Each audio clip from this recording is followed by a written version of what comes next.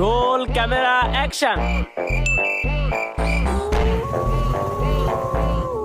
ভাই, আপনি কি আমাকে সামনে নামাই দিতে পারবেন? সামনে নামাই দেবো, সমস্যা নাই, কিন্তু আপনি এত রাতে এই জায়গায় কি করেন?